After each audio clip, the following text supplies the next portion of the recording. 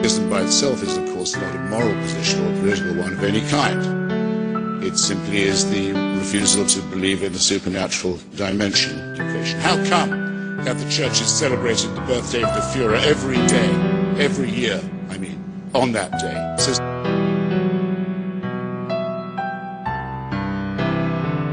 why don't you accept this wonderful offer?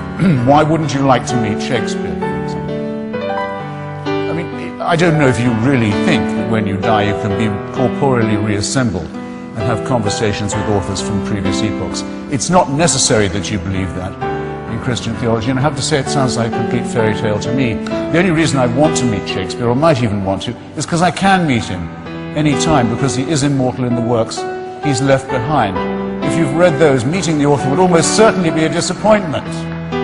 But when Socrates was sentenced to death for his philosophical investigations and for blasphemy, for challenging the gods of the city, and he accepted his death, he did say, well, if we are lucky, perhaps I'll be able to hold conversation with other great thinkers and philosophers and doubters too.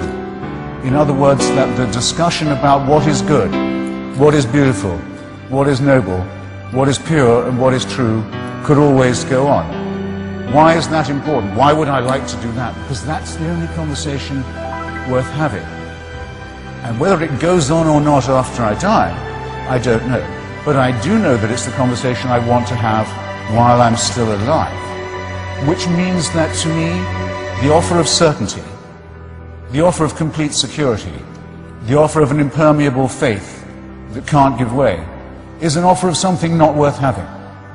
I want to live my life taking the risk all the time that I don't know anything like enough yet, that I haven't understood enough, that I can't know enough, that I'm always hungrily operating on the margins of a potentially great harvest of future knowledge and wisdom. I wouldn't have it any other way.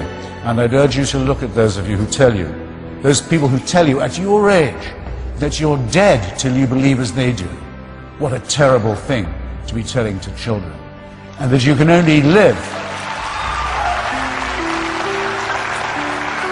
and that you can only live by accepting an absolute authority. Don't think of that as a gift. Think of it as a poisoned chalice. Push it aside, however tempting it is. Take the risk of thinking for yourself. Much more happiness, truth, beauty, and wisdom will come to you that way. Thank you.